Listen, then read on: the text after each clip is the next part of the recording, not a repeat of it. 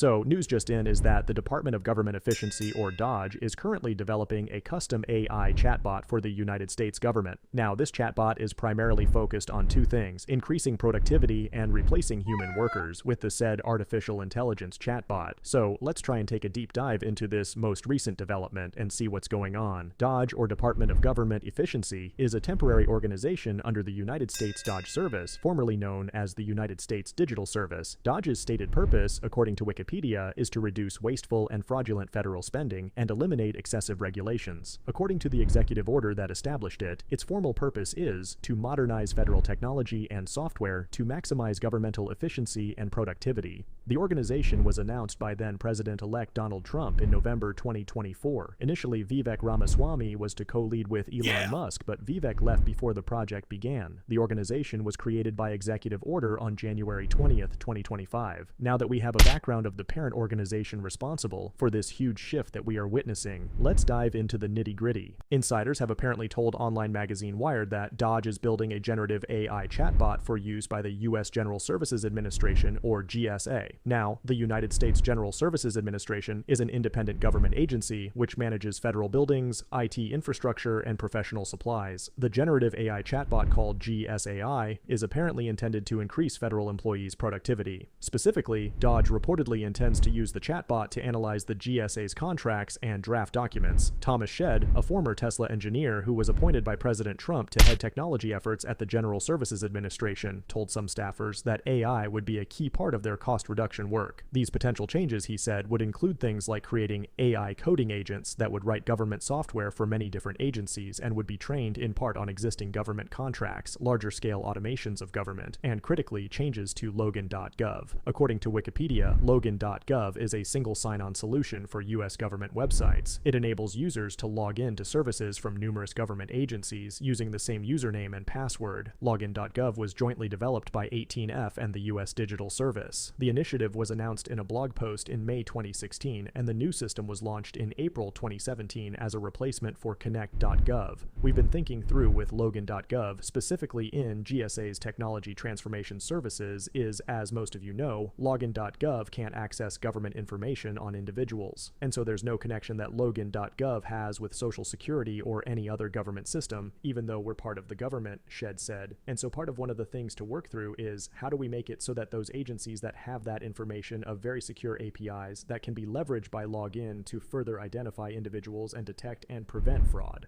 Trump began drastic federal spending cuts upon taking office less than 3 weeks ago, with General Services Administration staff reportedly expected to reduce the agency's budget by 50%. Cost-cutting measures at the General Services Administration will reportedly include job cuts, as well as terminating leases on all federal offices, of which there are approximately 7,500. Presumably, Trump and Musk hope to eliminate enough jobs that they won't need the spaces, despite the return-to-office order for federal employees. DOGE had reportedly considered using AI tools which already exist, but decided to build GSAI after determining that current models wouldn't offer all the data it wanted. It has still found use for existing AI tools in other instances, though. Earlier this week, the Washington Post reported that DOGE fed sensitive data from the U.S. Department of Education into AI software running on Microsoft Azure cloud services to analyze its spending. If you've been following the rise of AI and its use cases, you'll appreciate that AI is still not very trustworthy. I guess it is a good thing they decided to build their own chatbot from the ground up. This is because it can be highly localized and specialized on what its parameters need to be. This is not to say that this AI route is fine. In my opinion, it is still very scary. There's a lot of sensitive government data, which if breached can be catastrophic for both the government and its citizens. Recently, the equally controversial and highly praised DeepSeek model was exposed by researchers for not handling data very efficiently. It was found they used outdated encryption technology while transferring data, especially on the iOS app. This client data, the researchers said, had the potential to be used nefariously. This is the problem with AI.